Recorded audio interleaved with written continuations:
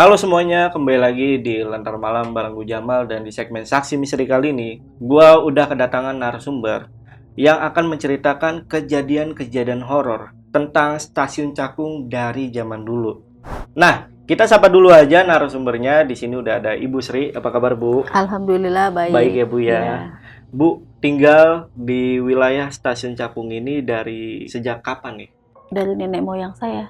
Dari nenek moyang. Dari Oke. nenek. Kira-kira dari tahun berapa? Saya sendiri lahir kan tahun 72. 72. Jadi saya udah di situ. Emang asli sana Ibu ya. Iya. Untuk kejadian-kejadian mistis yang ada di stasiun Cakung ini berawal dari mana sih Bu? Karena dari zaman nenek saya Mas sampai sekarang di stasiun Cakung sering terjadi kecelakaan kereta. Oh, oke, jadi karena banyak yang ngalamin kejadian kecelakaan kereta ini Bu ya, sehingga banyak kejadian mistis di wilayah stasiun Cakung ya Bu ya. Jadi buat kalian yang pengen jadi narasumber di Lentera Malam sama seperti Ibu Sri, kalian bisa langsung aja DM ke Instagramnya Lentera Malam, yaitu ada di @lentaramalam.id. Dan jangan lupa juga untuk mampir ke Spotify kita, karena beberapa kali kita udah upload konten original di sana. Jadi jangan lupa untuk mampir Spotify kita, itu ada di Lentera Malam Podcast Horror. Untuk linknya juga gue taruh di deskripsi. Yaudah, buat kalian yang penasaran sama cerita lengkap dari Ibu Sri, tonton videonya sampai habis dan tanpa basa-basi lagi. Saksi misteri, kita mulai.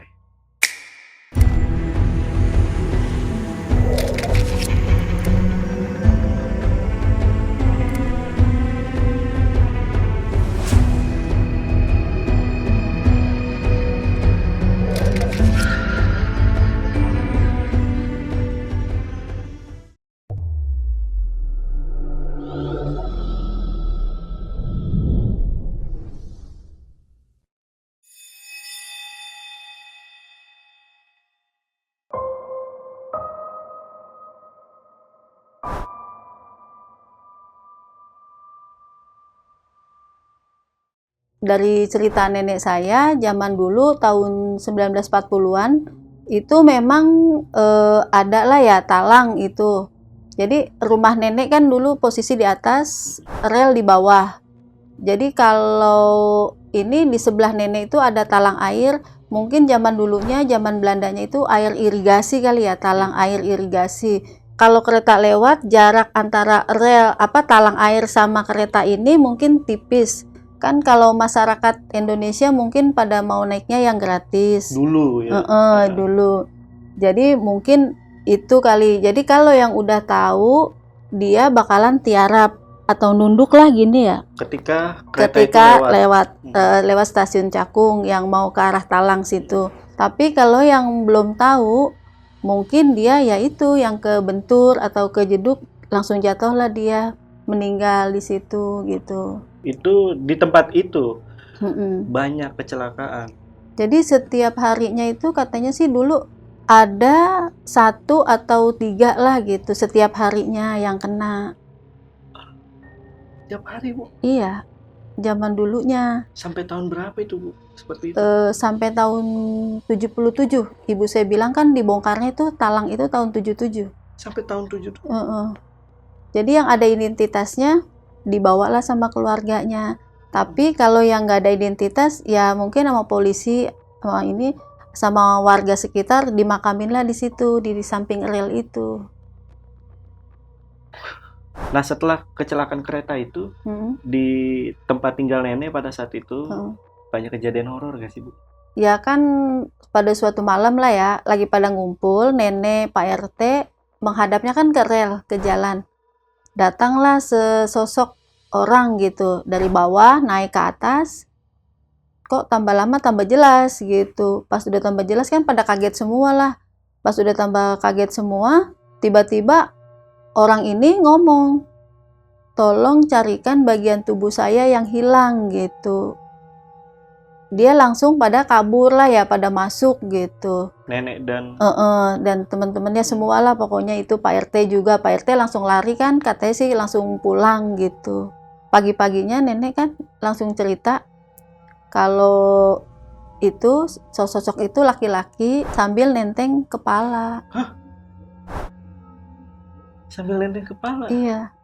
Jadi pada saat ditemuin, ini kepalanya nggak ada? Kepalanya ya itu yang dia teng-teng itu. Nggak ada kepalanya waktu ditemuin. Pada saat sosok ini ketemu nenek, jadi kepalanya itu nggak ada? Nggak tuh. ada, iya. Ditenteng sama dia? Nah, tapi kalau untuk dari latar belakang si sosok cowok yang nggak ada kepalanya ini, ada nggak, Bu? Kalau menurut nenek sih, ya itu dari korban yang kena talang air itu, yang kebentur. Jadi itu adalah salah satu korban Iya. yang pernah kecelakaan di talang air itu, iya. ya? Nah, nenek dari mana nih tahu kalau sosok itu dari korban kecelakaan kereta itu?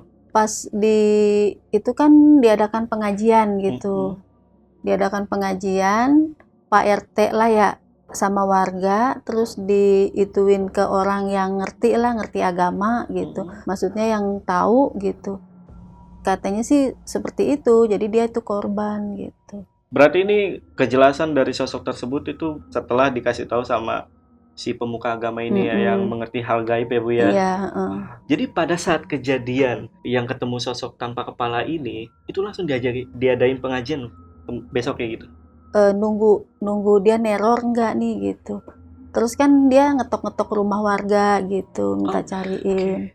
Berarti ada kejadian lain nih mengenai sosok itu? Iya. Nah, kejadian lain ini gimana nih, Bu? Jadi dia datengin ke rumah-rumah warga, ngetok-ngetok gitu. Kan di sekitaran situ ada beberapa rumah gitu. Memang sih jaraknya jauh-jauh ya kan, kalau rumah zaman dulu kan jauh-jauh gitu. Jadi kesepakatan lah gitu. Jadi pengajiannya diadakan setelah si sosok tanpa kepala ini meneror seluruh warga yang ada di situ? Iya.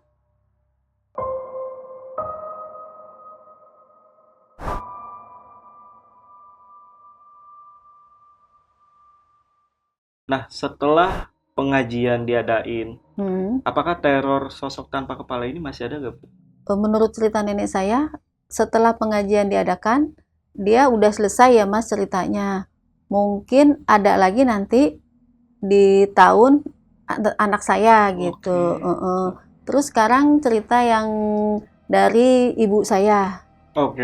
Jadi kita simpen dulu untuk sosok tanpa kepala ini ya nanti ya. Kalau yang kejadian yang dialami sama Ibu Sri apa? Dulu sih zaman waktu dia masih gadis, berhubung nenek saya berarti ya. Nenek saya kan petani. Jadi kalau pas musim motong padi tuh, kalau mau panen kan dia berangkat dari rumahnya sore. Karena waktu pada zaman dulu kan kalau mau motong padi jauh-jauh ya, nggak deket-deket gitu di Kerawang atau di Cikarang gitu, karena nggak ada kendaraan kan, jadi mereka tuh jalan rombongan gitu.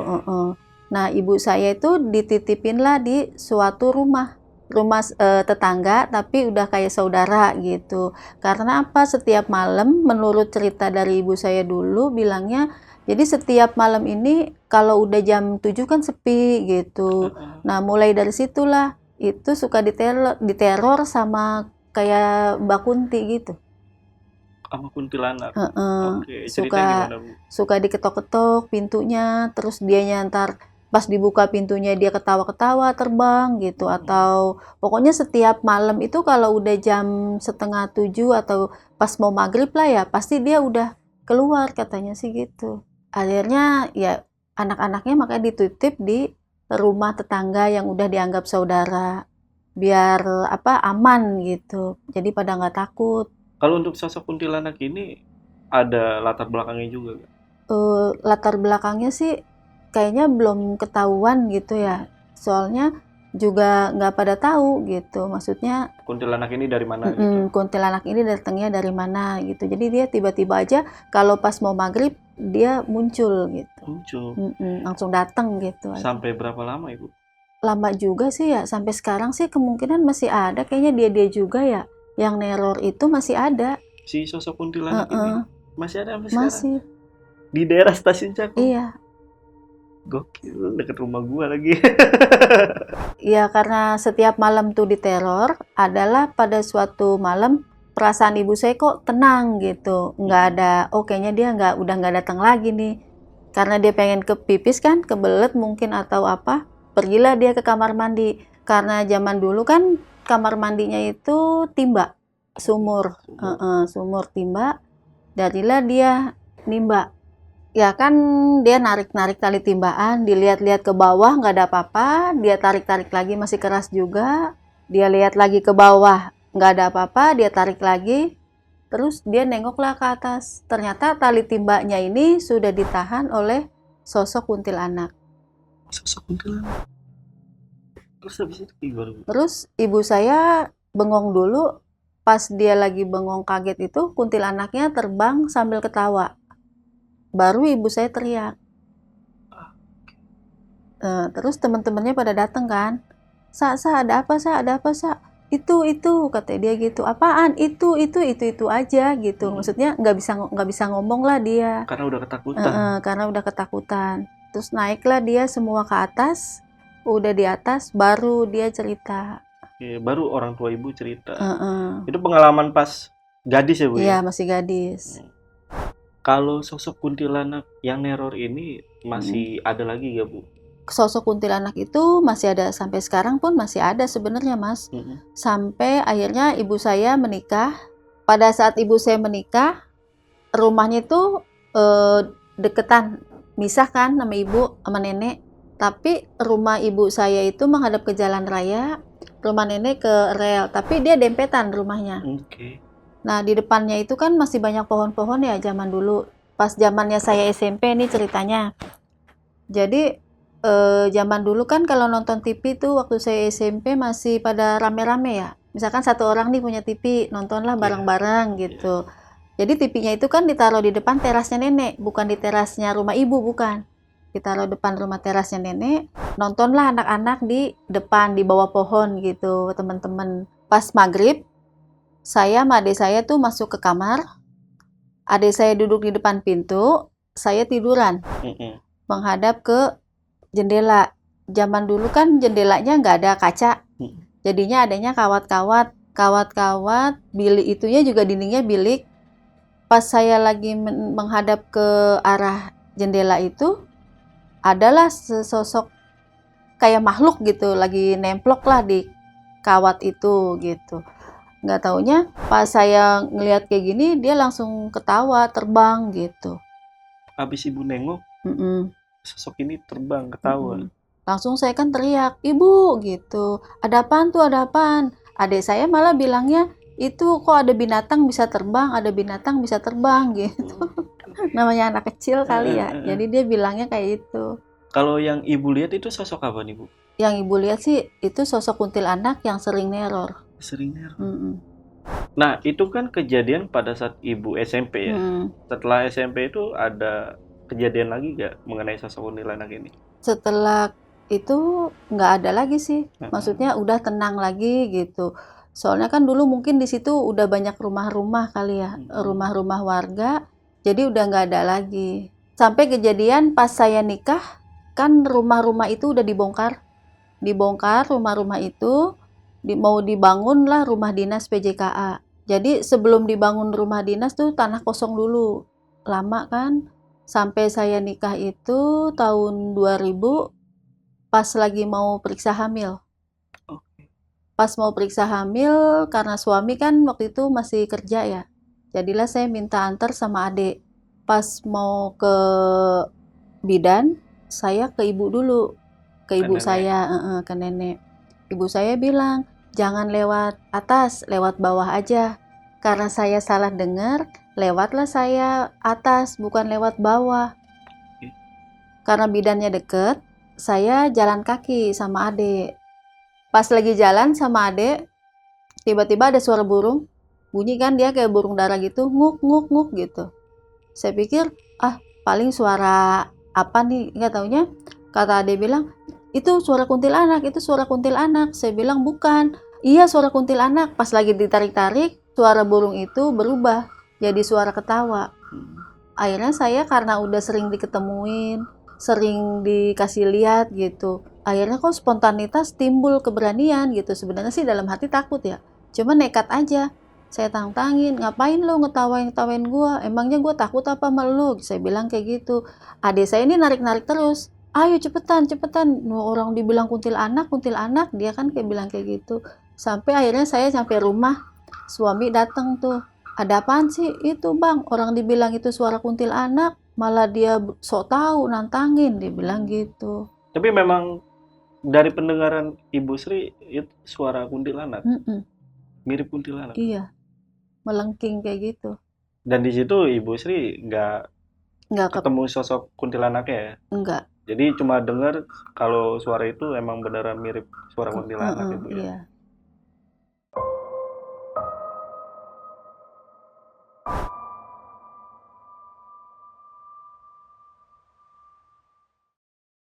Setelah itu ada kejadian lagi ya?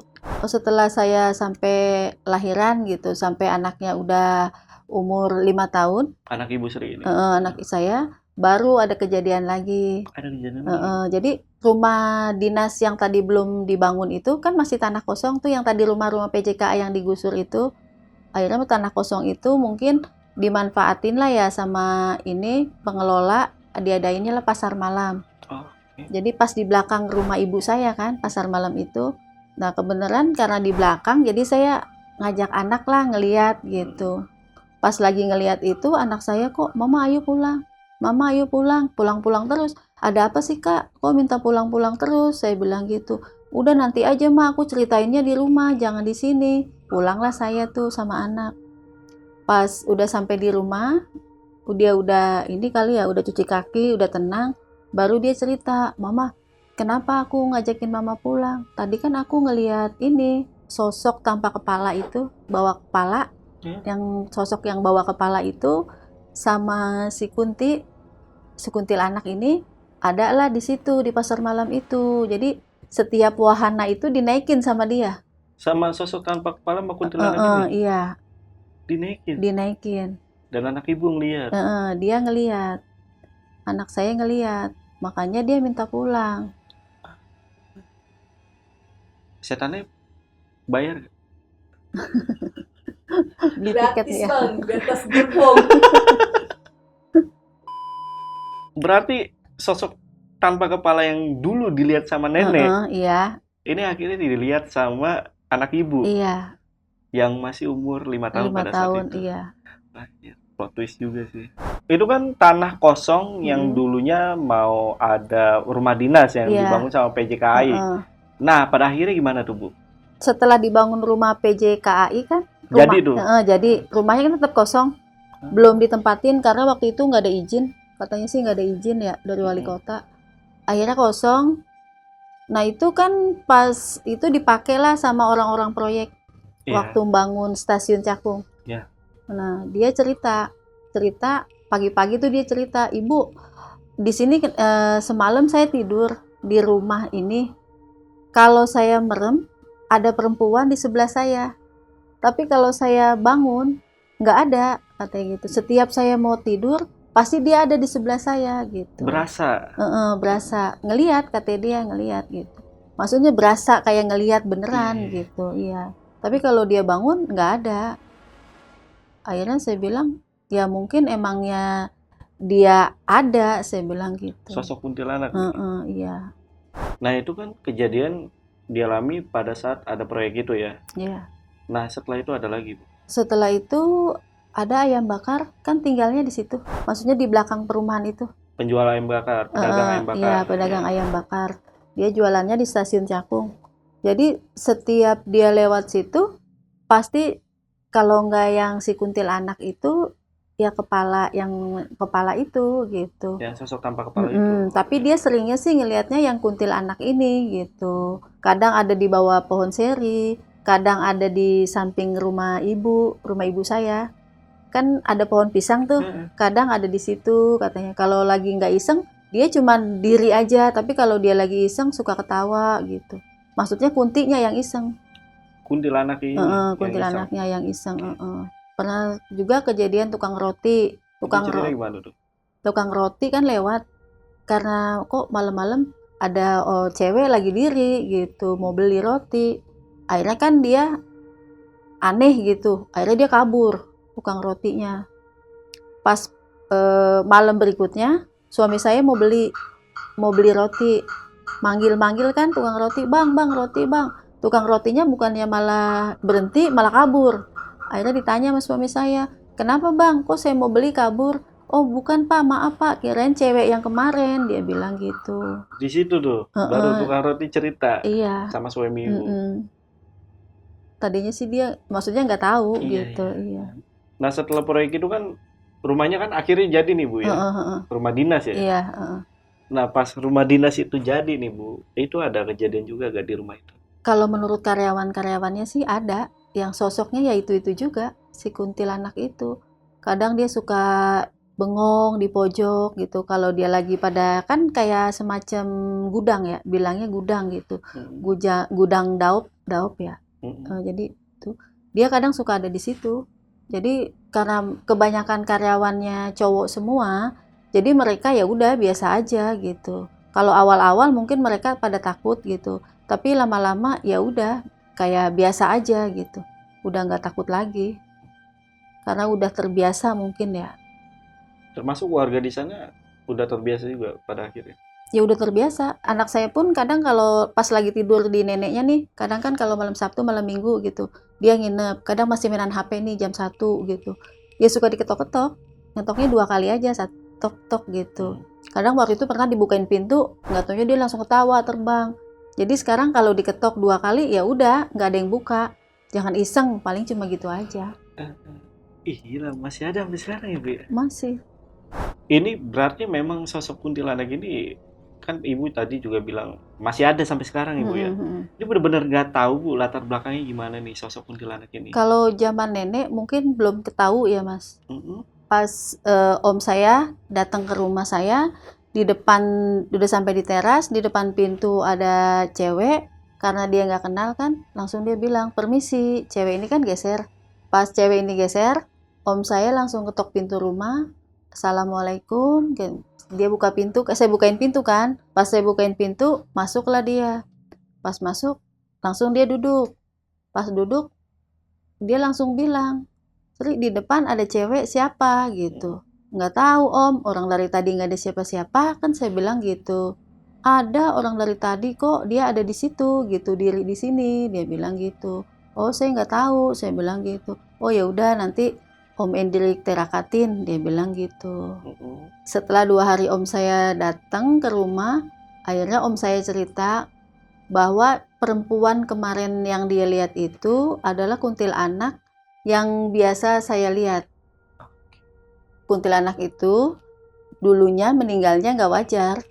Karena dia dihamilin sama orang Jepang, jadilah dia depresi. Karena depresi, akhirnya dia nabrakin diri ke kereta. Itu kejadian pada tahun 50-an. Tahun 50-an? Iya. Jadi itu hasil tirakat dari om ya? Iya betul Mas. Nah tadi kan Ibu sempat bilang kalau sosok-sosok ini nih masih ada sampai sekarang nih. Sosok kuntilanak, sosok tanpa kepala. Nah ini ada di mana nih Bu? Itu mereka ada di pohon seri yang dekat rumah dinas. Di dekat rumah dinas itu? Iya. Itu dua-duanya biasanya di situ tuh? Iya. Sering ditemuin sama warga? Sering ditemuin sampai sekarang nih Bu? Tapi yang sering sih kuntilanaknya. Kuntilanaknya. Oke. Nah ini kan kejadian-kejadian ini kan terjadi di dekat rel kereta api ya, atau di dekat stasiun Cakung ya. Dari Ibu sendiri selama tinggal di sana, itu banyak kecelakaan gak sih di stasiun Cakung? Banyak banget. Banyak banget. Karena kalau aku nih yang tinggal di sekitaran itu juga, pernah 1 kali doang tuh yang tahu, sempat viral juga itu, sempat rame soal yang kereta nabrak truk susu tuh. Oh, truk susu. Tapi sebelum itu atau setelah itu banyak kejadian nggak Bu? Banyak kejadian. Waktu Lebaran Haji pernah tuh, tapi mobil ketabrak kereta, satu keluarga. Satu keluarga meninggal? Iya. Kalau kabar terakhir yang kecelakaan di sana ada nggak Bu? Yang dekat-dekat ini? Terakhir kayaknya sebelum perlintasan ditutup, itu kejadiannya anak tawuran. Jadi ada 5 orang yang ketabrak kereta tuh. 2 di stasiun Cakungnya, yang 3 setelah perlintasan. Pas mertuanya adik saya mau ngeliat, lompatlah dia karena ada selokan. Ternyata dia nggak sengaja injeklah tangan. Tangan. Pas dia lagi mau lompat, akhirnya dia nggak jadi. Ini kan udah keinjek tangan sebelah, yang satunya ini langsunglah dia ke sana ya, posisi nyebrangnya.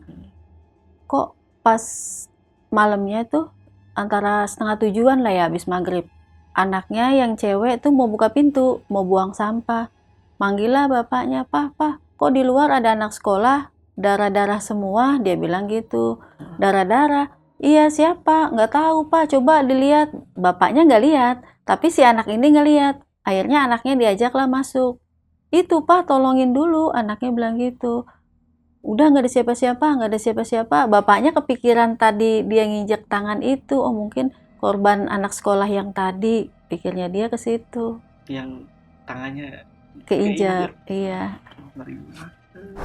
Kalau menurut aku ya Bu ya, kenapa banyak kejadian? Karena memang perlintasan itu terlalu lebar gitu. Dari antara palang ketemu palang itu terlalu lebar, dan masyarakat atau warga situ sering mengabaikan palang sih Bu. Iya. Dan pada saat udah di tengah ya kereta udah ada yang melintas dan akhirnya sering ketemu kecelakaan.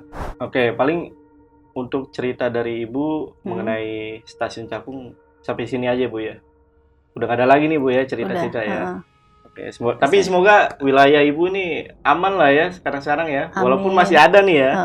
Oke, karena ngeri juga sih. Ya udah, gua Jamal dari Lentera Malam dan Ibu Sri izin pamit.